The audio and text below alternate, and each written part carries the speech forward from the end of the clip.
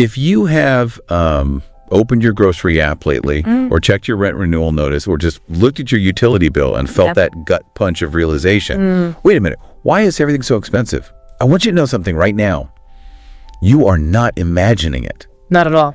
That feeling of constantly running to catch up, that pressure, it is a shared reality for millions of Americans right now. It absolutely is. That feeling of things costing more, that slow, quiet pressure, it's real. And honestly, it's often not even slow anymore. Right. It feels like a sudden jump.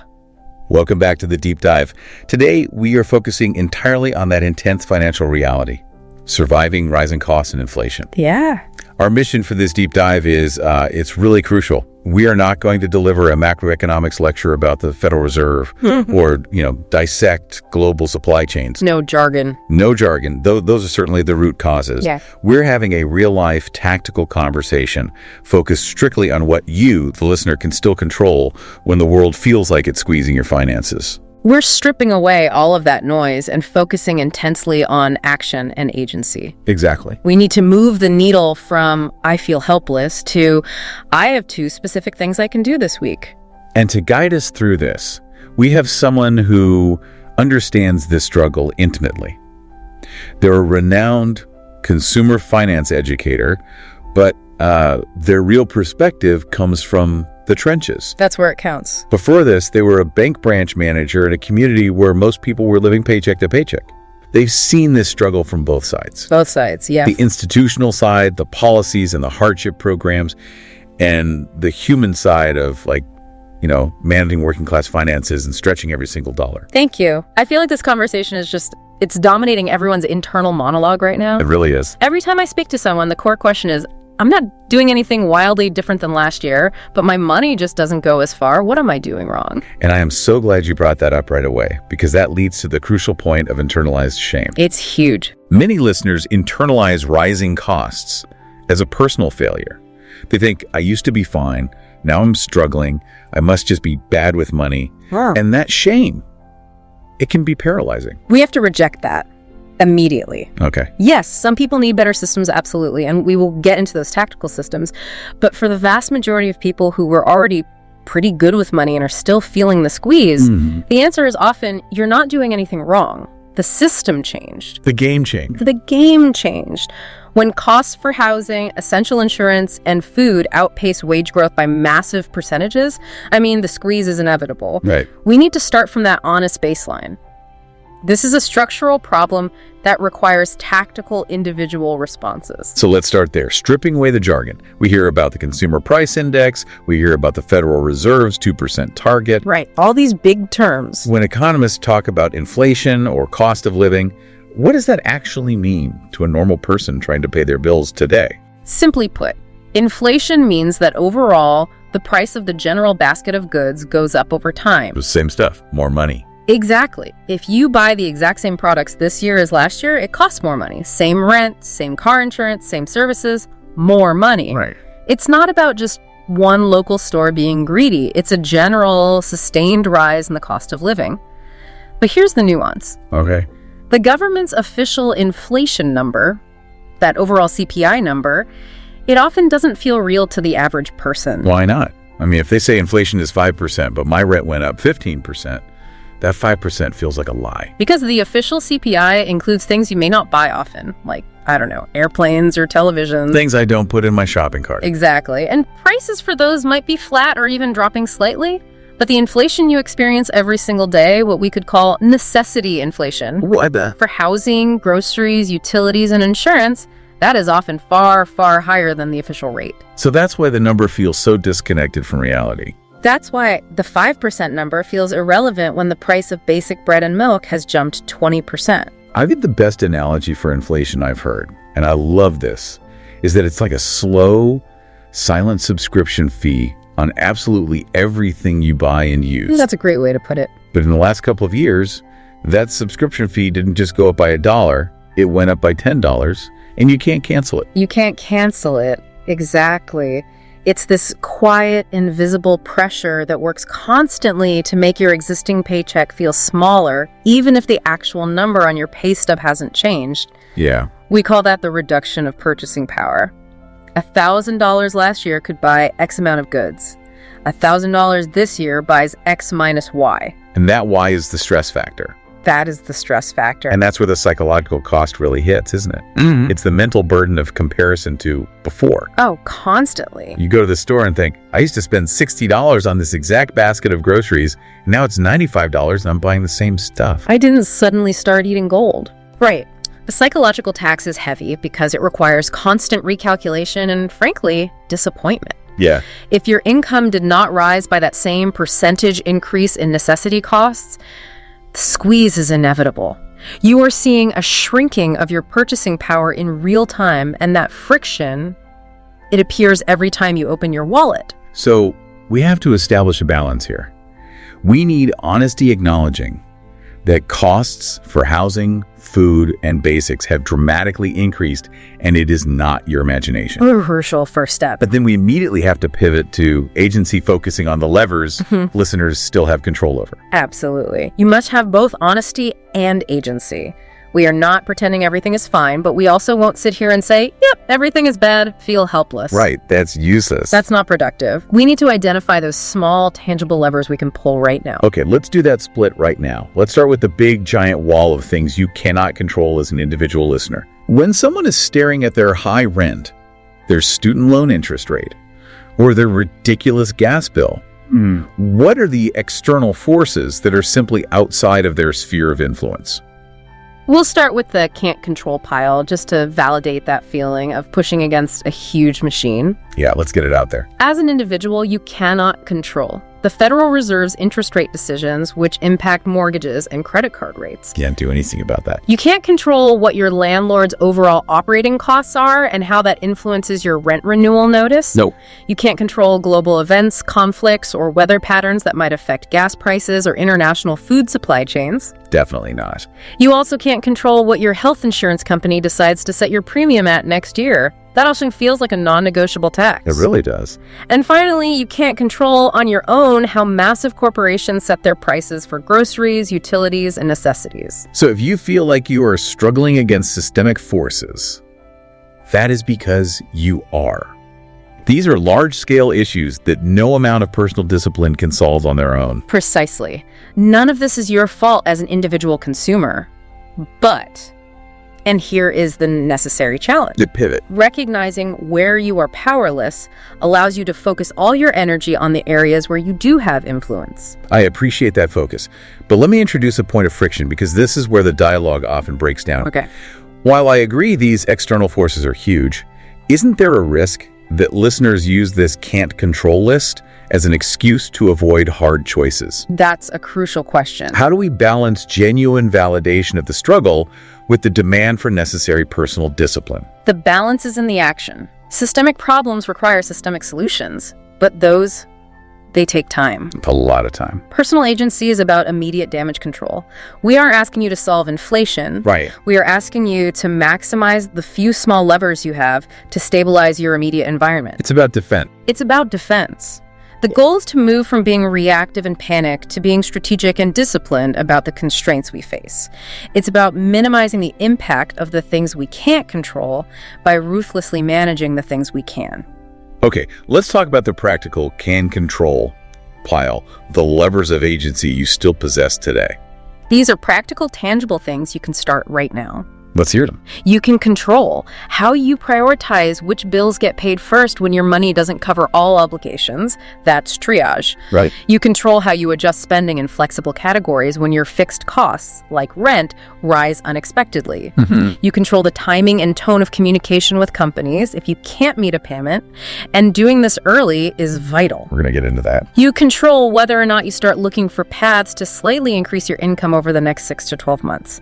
And crucially, you control the frequency with which you review your money. Instead of avoiding it. Instead of avoiding financial statements and hoping things just work out, avoidance is a killer. So the takeaway here is that you're not claiming that we can control everything about the economy. Not at all. You're saying that within the constraints of high prices, there are still crucial personal decisions that prevent the situation from spiraling into total disaster. Exactly. Recognizing that agency, even if the levers feel small, is what reduces that crushing feeling of complete helplessness. Right. That is the psychological shift we are aiming for. That brings us to a critical and often very stressful topic: bill triage. Yeah. This is for the person listening who is beyond a little tight and is truly in, I literally cannot pay everything this month mode. I know from your background, you've seen this countless times. I have, and I want to validate that person right now. If that is you, you are not alone, and there is no shame in facing this reality. None at all. It happens when the environment shifts faster than your income can adapt.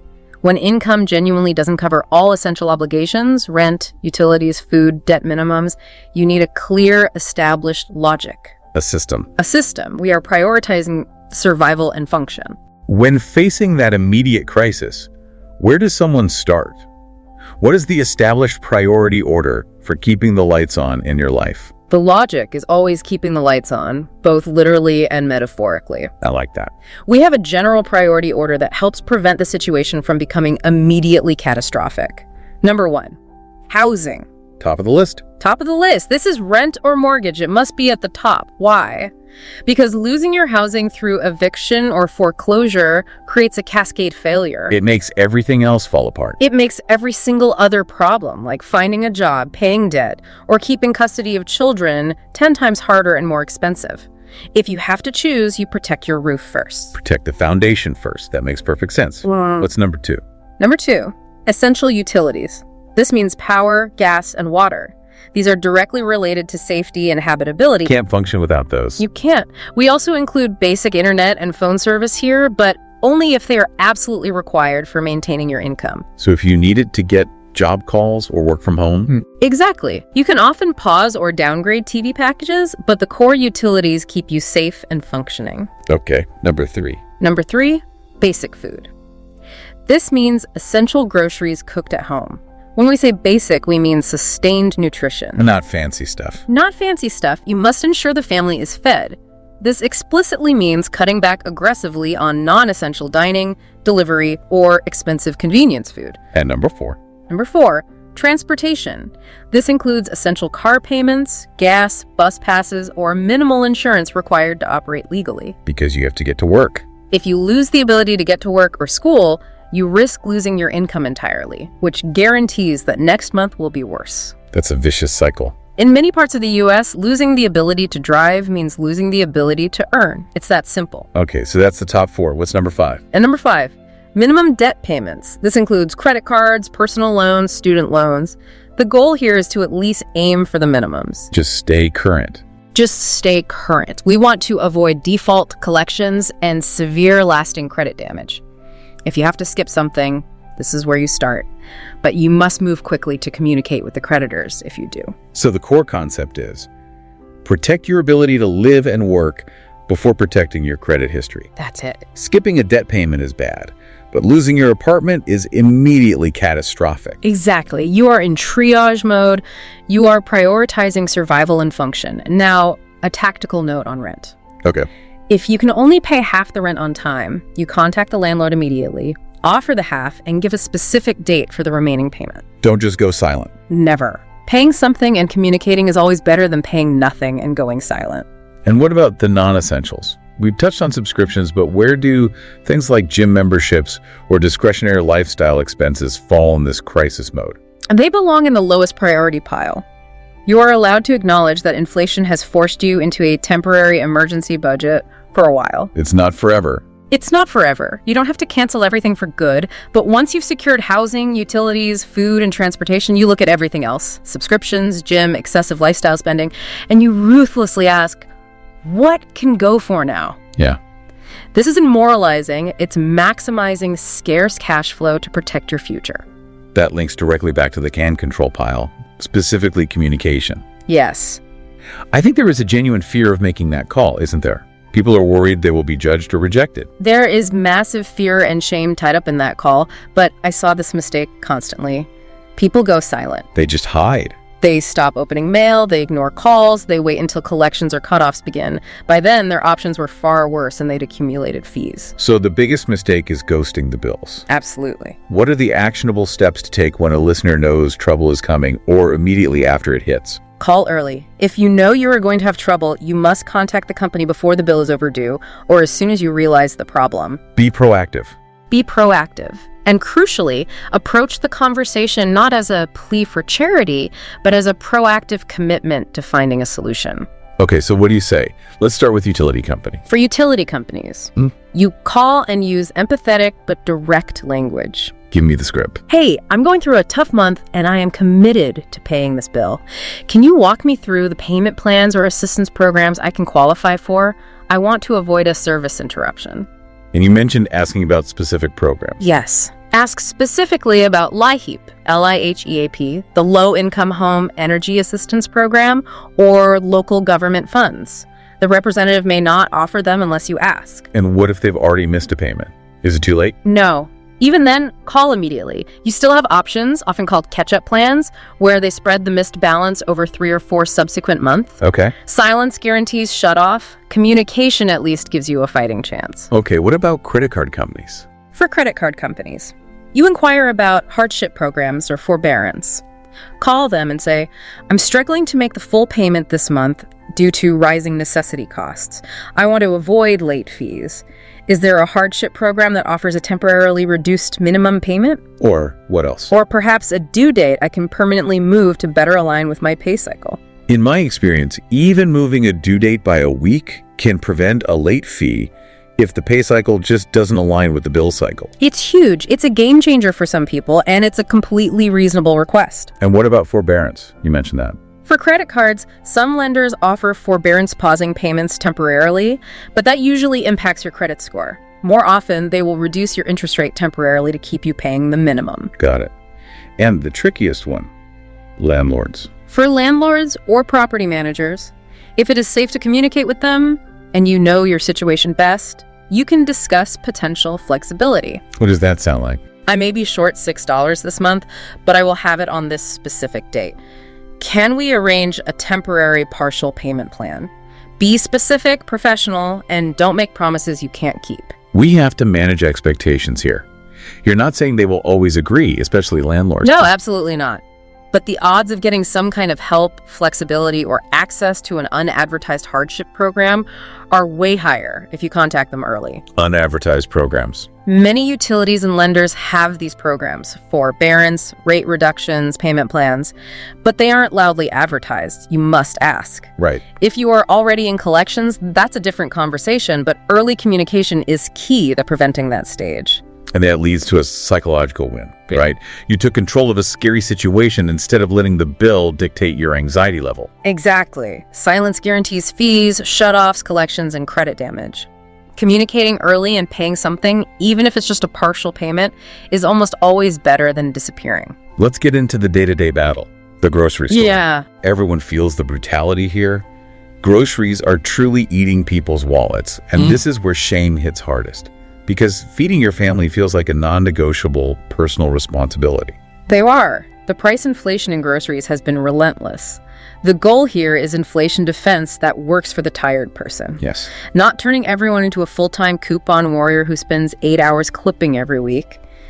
We need sustainable efficiency. I appreciate that distinction. Yeah.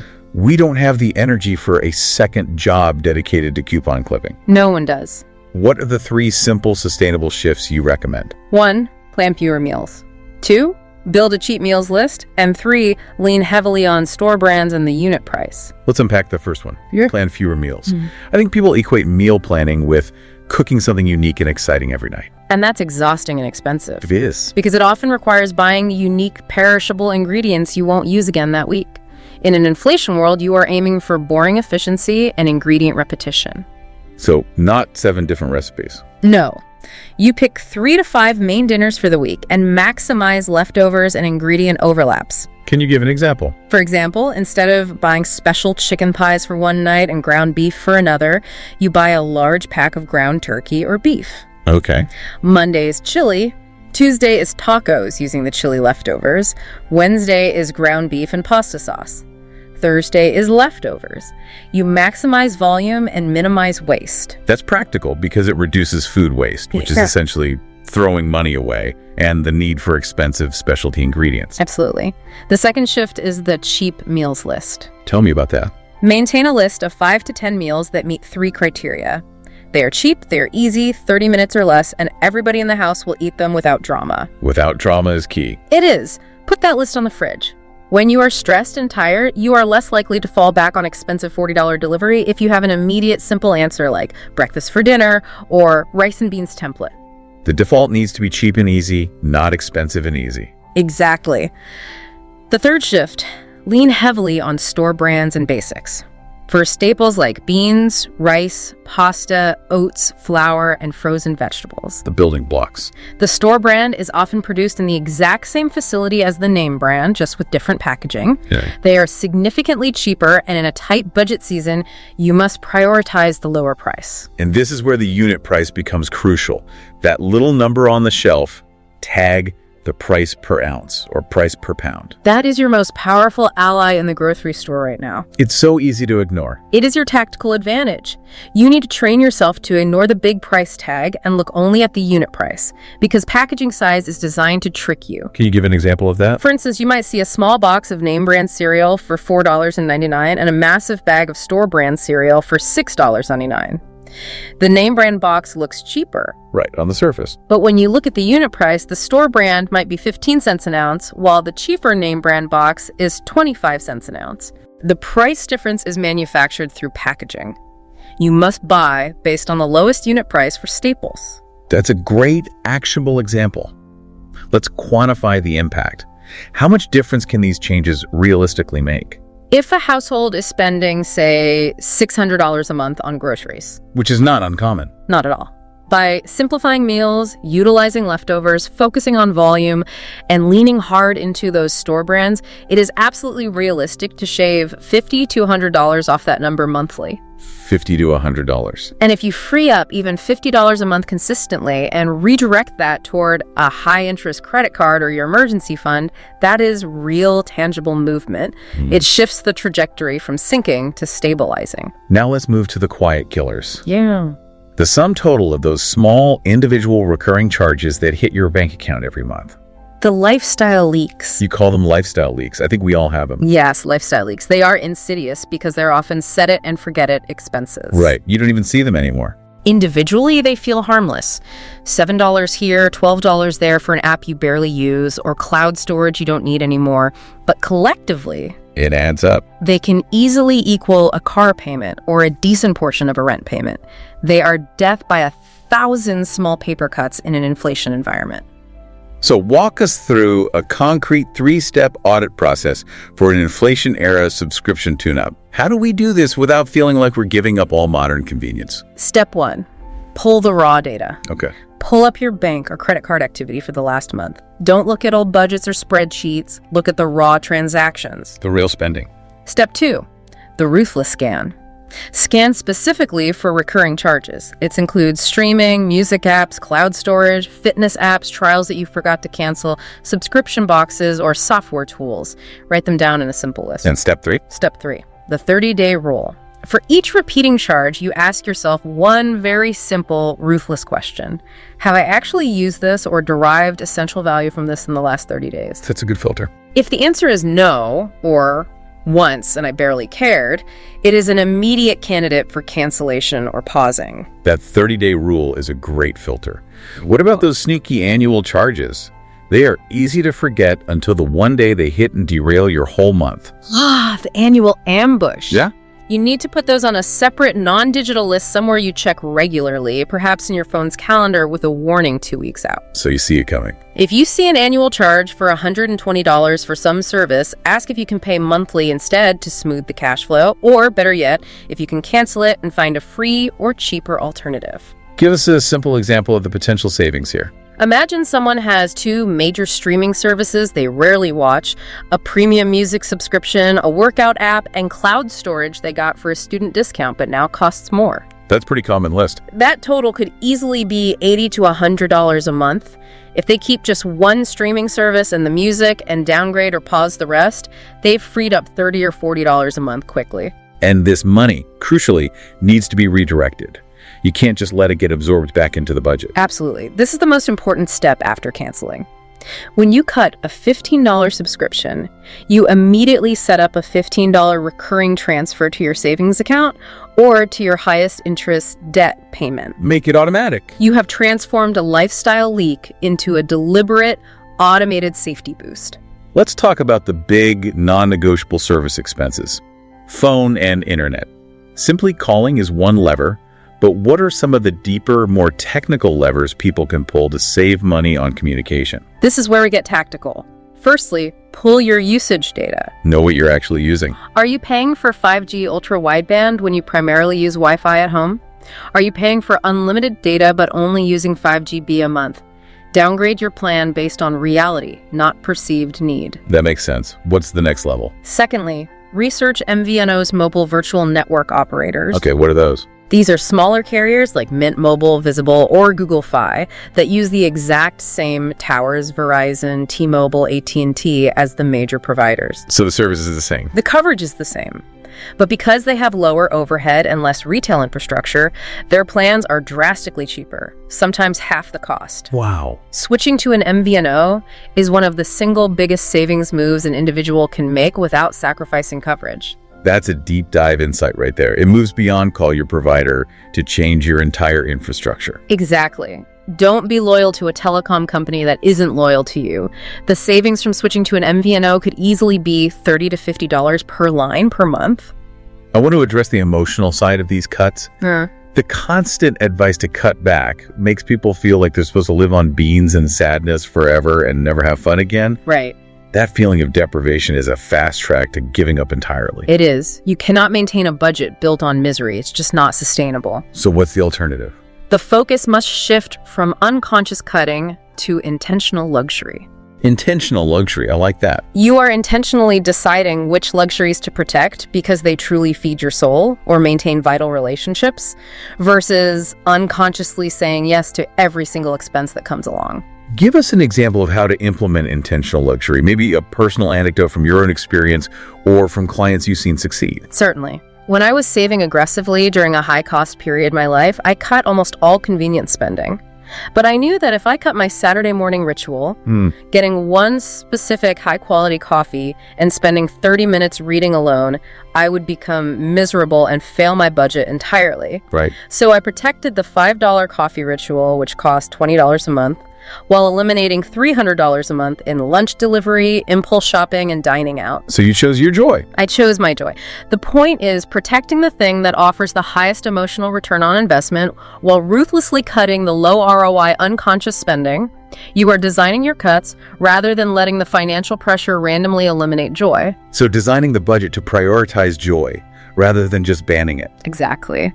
Another great strategy is planning cheap fun. Actively building in low-cost, high-connection activities makes it less likely you will snap from frustration and overspend wildly. Like what? Think movie night at home with microwave popcorn instead of going to the theater.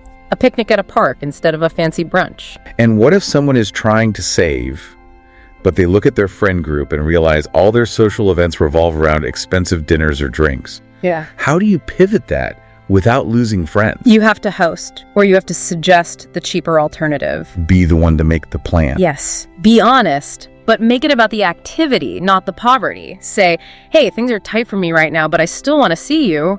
How about instead of the restaurant, we host a killer board game night and everyone brings one cheap appetizer? So you're offering a solution. You are offering a solution that centers connection, which is what they want anyway over expense. Let's move to debt. High interest rates combined with rising costs for necessities make credit card debt feel like quicksand. It really does. In this environment, where should someone focus their attention if they're carrying balances? We have 4 focus areas for debt management in this high-cost, high-rate environment. Okay, what are they? 1, protect your minimums. 2, know which debt hurts the most. 3, have a realistic plan for extra payments. And 4, know the signs for seeking structured help. Starting with number 1, protecting those minimum payments. Why is that so crucial right now? Because in an environment where cash flow is king, maintaining stability is the priority. Got it. You must continue paying at least the minimum on all. There's late fees, which are expensive, sends accounts to collections, and seriously damages your credit score. Which makes everything more expensive later. Exactly. Even if you can't aggressively pay down the principal right now, you are in a holding pattern. You want to keep the lights on in your credit profile, if at all possible. And number 2, knowing which debt hurts the most. In a high-rate environment, the most painful debt is almost always high-interest credit card debt.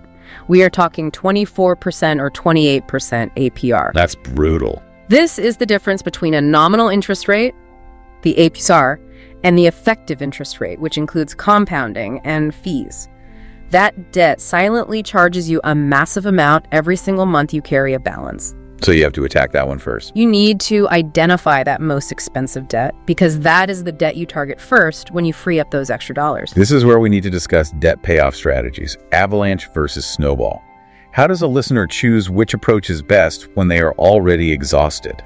This choice is between mathematics and psychology. The debt avalanche is mathematically superior. Right, you go for the highest interest rate. You target the debt with the highest interest rate first, regardless of size, because it saves you the most money in the long run. The debt snowball is psychologically superior. You pay off the smallest balance first. Yes, you target the smallest debt balance first, pay it off, and use that emotional win and the freed up payment to tackle the next smallest debt. So which one do you recommend now? In a high inflation, high rate environment, I usually lean toward the avalanche because those 25% interest rates are so punitive. But Why? if the listener has been struggling for years and needs an immediate morale boosting win, the snowball is the right tool because adherence is more important than pure math. That makes sense. Adherence is 90% of personal finance success. Which brings us to number 3. A realistic plan for extra payments. Realistic means finding an extra $10, $20, or $50 a month from those intentional cuts and swaps. The grocery savings, the canceled subscriptions. Exactly, and dedicating only that amount to your highest interest debt. It's not fast, but it is guaranteed movement. It shortens the debt timeline and chips away at the principal. And that's both a mental and a mathematical win. It is. You must immediately apply those found dollars to the principal. Don't just pay the minimum plus the $50. Right, you have to be specific. Call the creditor and ensure the $50 is applied specifically to the principal balance. And number 4, structured help. When should a listener realize that they need formal assistance? There are clear signs. If you are using one credit card to pay the minimum on another. The debt shuffle. The debt shuffle. If you are missing payments regularly, if you are getting constant calls from collectors, or if you feel you can't even maintain the minimums anymore without severe stress, you need more formal help. And where do they go? The best path for most people in the U.S. is a nonprofit credit counseling agency. They are certified by the National Foundation for Credit Counseling, or NFCC. What can they do? They can help build a realistic budget, and sometimes they can put you on a debt management plan or DMP. Explain the DMP process, because I think a lot of people confuse that with scary debt settlement. It's very different. A DMP is structured repayment. The agency works with your creditors to potentially lower your interest rate significantly, sometimes from 25% down to 8% or 10%. That's a huge drop. You then roll all your eligible debt payments into one manageable monthly payment made directly to the agency, and they distribute the funds. It's a structured, time-bound plan, usually lasting 3 to 5 years. And how does that affect your credit? It will show on your credit report, but it is viewed far more favorably than defaulting or engaging in debt settlement, which is often predatory. And quickly, a caveat on medical debt triage. Does that fall under the same category as credit cards? No, medical debt is different. In the U.S., it doesn't typically accrue interest immediately, and recent changes mean it carries less weight on your credit report. So it's a lower priority. If you are in triage mode, medical bills are lower priority than secured debts like housing and your car and high-interest credit cards. You should always call the hospital or provider and negotiate a payment plan.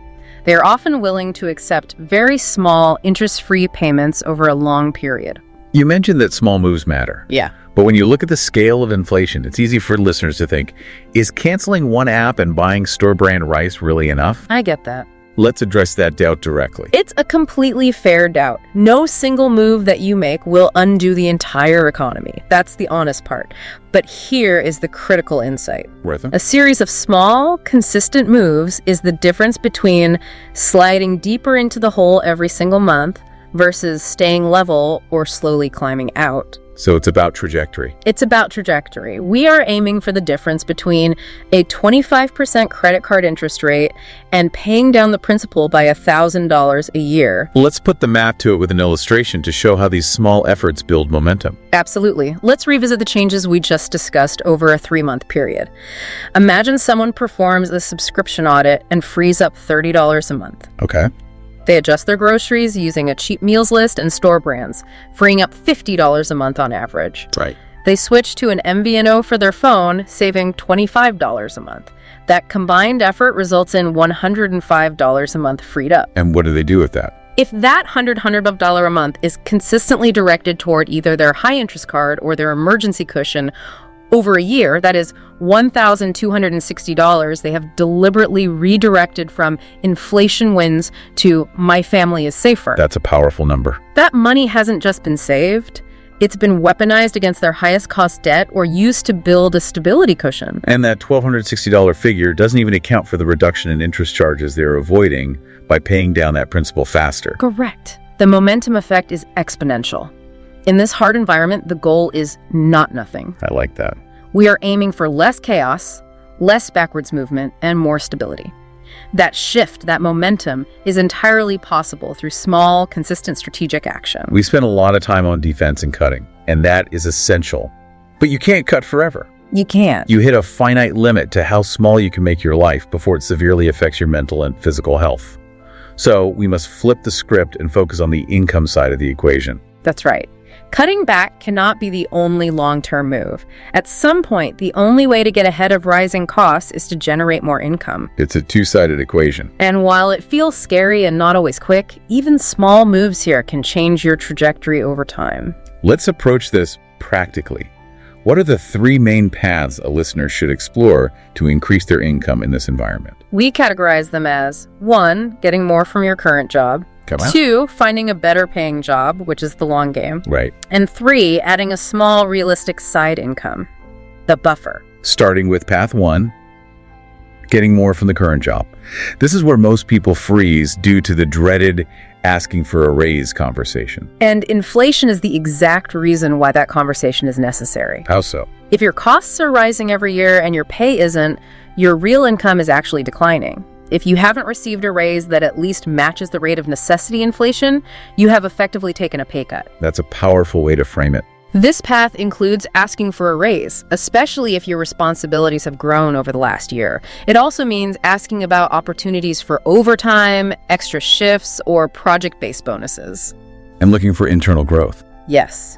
You should also see if there are certifications or specific skills that would naturally bump your pay range in the next 6 to 12 months. What's a structured, value-focused way to initiate that raise discussion? Yeah. You can't just walk in and say, my rent went up, pay me more. No, you can't. You should frame it as a discussion about value and market rate, using inflation data as context, not as the justification. Okay, so what are the steps? First, research your salary range on sites like PayScale and Glassdoor, then present data on your contributions. To come with receipts. Come with receipts.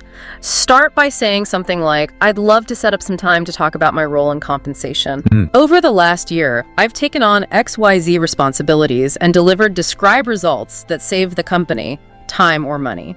Given the current market and the increased scope of my role, I am requesting an adjustment to bring my pay closer to the market rate of $6. That's very professional. You are presenting data and opening a collaborative discussion, not just demanding more money. You need to anchor the discussion to the value you provide. Path 2 is finding a better paying job. You said this is the long game. It is, because sometimes no matter how hard you work, a particular company or job just does not pay enough for the local cost of living.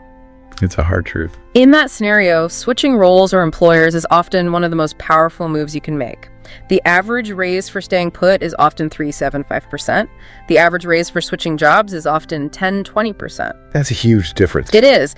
Action steps here include updating your resume and LinkedIn profile. Immediately make that your one focused hour activity this week. Just get it done. Dedicate one focused hour a week to searching for jobs that clearly pay more for your skills. And crucially, practice your interview and negotiation skills. The biggest difference between high and low earners often comes down to confidence in negotiation. And it's important to stress that this is not a failure if it takes a year or two. Not at all. This is strategic career planning. Absolutely. Job moves of this caliber take time. But if you start the process this month, you are far more likely to be in a better situation 6 or 12 months from now than if you do nothing. Just starting is the key. It is. Finally, path 3. Realistic side income. This is often hyped up on social media, but we are looking for grounded reality here. Yes, forget the 6-figure hype. Right. Realistic side income means finding a way to consistently add an extra $50, $100, or $200 a month. That buffer alone can be the difference between feeling always behind and able to breathe a little. That's all it needs to be. Especially when the utility bill is unexpectedly high. What are some realistic options that fit into an already busy life? Focus on things that are shift-based and highly flexible that you can do in small blocks of time. Okay. So service delivery work, delivering food or groceries with services like Uber Eats, DoorDash, or Instacart. The beauty here is that you can turn it on and off whenever you have a spare hour or two. No long-term commitment. Right. Skill-based work. Tutoring in a subject you excel in often has high hourly rates. Basic freelance design, writing, or administrative tasks online. And what about something more local? Hands-on help, pet sitting, dog walking, babysitting, moving help, or yard work for neighbors. Post a simple, reliable offer on local community apps. The key here is flexibility. The key is that it doesn't have to be glamorous and it doesn't have to be permanent. It can be a temporary inflation buffer for 6 to 18 months while you are working on the longer game of a raise or a better full-time job. It helps to see these pieces fit together. Can you share an integrated story where someone combined these strategic cuts with a focus on income over time? I can. Let's revisit Melissa. Absolutely. Let's revisit the case of Melissa, a customer service client. She lived in a mid-sized U.S. city and was working full-time. When prices hit, her rent renewal jumped $150, her groceries soared, and she was exploding her budget by $250 a month just to stand still. She was sinking. She felt stuck. Over a 6-month period, she took 3 strategic actions. Okay, what were they? First, the cuts in defense. She did the audit, canceling about $40 a month in unused subscriptions. The workout app and a streaming service. Exactly. And then called her phone company to save $15 a month by switching to a cheaper data plan. She implemented the cheap meals list, focusing on batch cooking rice and beans and using store brands, and reduced her grocery spending by about $60 a month on average. That's $115 in cuts right there. Okay. $115. Correct. Second, the income side. Instead of taking on a traditional second job, which felt too demanding, she committed to doing grocery delivery for 4-6 hours, one evening a week. This was specifically timed during dinner rush when tips were better. This brought in around $150 to $200 a month consistently. So combining the cuts and the side income, that's a $265 to $315 monthly swing she created. That is powerful. It's massive. And it directly solved her $250 deficit and created a surplus. And what did she do with that surplus? That surplus amount was redirected. 60% went to her most painful credit card at 28% interest, and 40% went into a small emergency fund. So she had a plan for every dollar. Yes. After a year, she had paid off one Smalley credit card entirely, significantly reduced the balance on her highest interest card, and built about $1,500 in her emergency fund. That's incredible. The takeaway wasn't that she became rich overnight or that inflation went away. The fundamental shift was that she gained control. That's the key. She went from every month I'm sinking deeper to this is still hard, but I'm building a buffer and I'm no longer drowning. And that changed. That change affects tangible things like her sleep quality, her relationships, and her long-term stability. Let's talk about that emotional difference, because inflation brings massive emotional weight, shame, panic, and comparison. It's so heavy. Why do rising costs trigger such intense feelings of personal failure, even when the individual is working hard? Because finance is so deeply tied to identity and security. Many people internalize the struggle as, I must have messed up. I'm failing. Exactly. They look at their parents' generation or people on social media and assume everyone else has it figured out. They feel like they're failing at the core adult task of providing stability. We must remember the truth.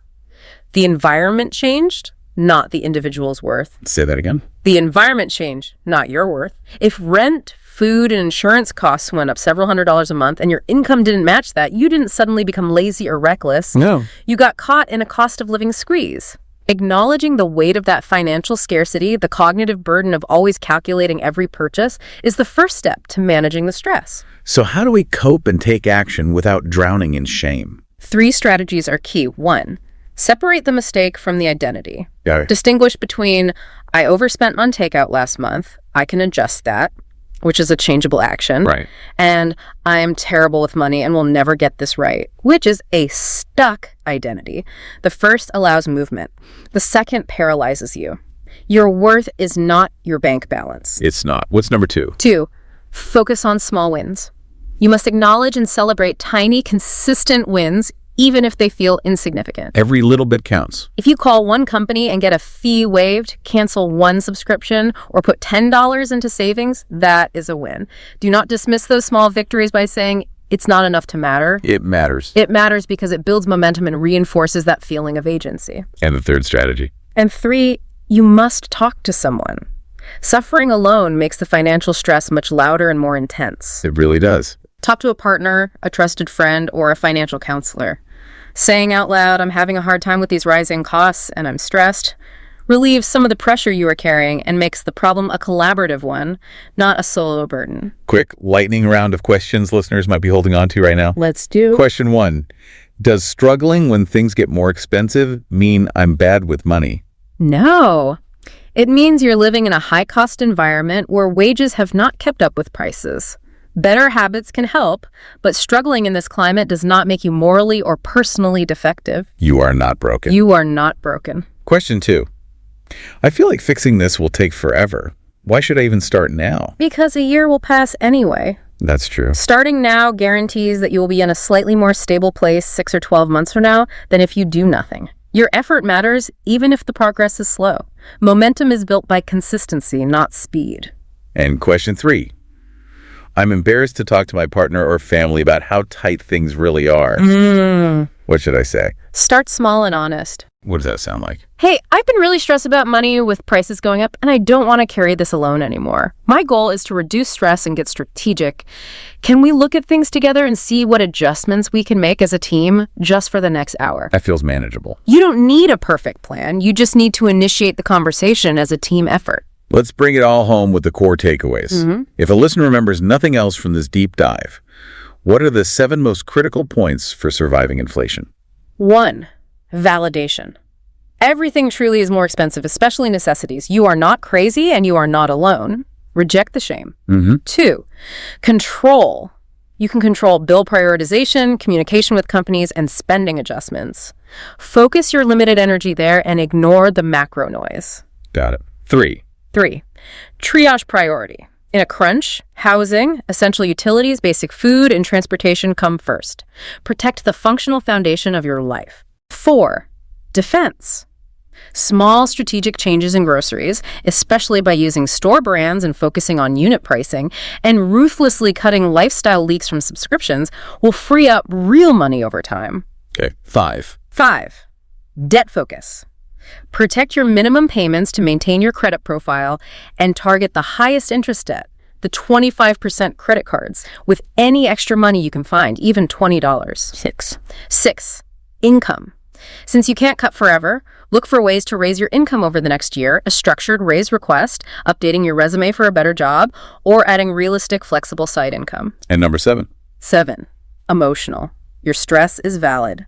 Separate the action from the identity, focus on small wins, and talk to someone you trust about the pressure. This has been incredibly actionable. Now let's give the listener a challenge, a next step. Perfect. You don't need to do everything. Pick just 2 of the following actions and complete them within 7 days. Just 2. 1, the 30-minute bill review. Look at your main utility or service bills. Ask, what can I call about? Make 1 call to a provider, phone, internet, or utility to ask about hardship programs or loyalty discounts, or cancel 1 subscription that you don't use. 2, create a cheap meals list. Write down 5 to 10 meals that are cheap, easy, and acceptable to your household. Put that list on your fridge and use it to plan your grocery run for 1 week, focusing on unit prices. Good one. 3, do a lifestyle leak check. Scan your last month's bank transactions specifically for recurring charges you don't really use or care about. Use the 30-day rule. Cancel at least 1 and immediately redirect that saved money. Yes. 4, spend 1 focus hour on income. Update your resume, check job listings to research pay ranges for your skills, or explore one realistic side income option that fits into a 2-hour block of your current schedule. I love that one. And 5, talk to someone. Talk to a trusted person about how the cost of living has been affecting you. Just say out loud, "This has been hard," and listen to their response. And after you complete either of those 2 actions, I want you to give yourself credit. Yeah. Look in the mirror and say, I did something small and strategic to help myself today, even if it was small. That self-credit is crucial for maintaining momentum and fighting the internal shame. Thank you so much for bringing us real talk and real, actionable tools for navigating what is genuinely a very difficult time for millions of people. This deep dive was absolutely vital. Thank you for having me. And to everyone listening, if you're tired, if you're stressed, if you're wondering why it feels so hard, you're not alone and you are not broken. The world got more expensive, and that's a fact. You're allowed to be frustrated and you're still allowed to keep trying. To you, listening right now, Yeah. if you feel less crazy or have one actionable idea you can use this week, this deep dive was successful. Remember this. You didn't choose this inflation wave, but you can absolutely choose how you ride it. Small moves count. You are allowed to start small. You're allowed to start tired. But future you is already thankful you cared enough to listen and decide to try.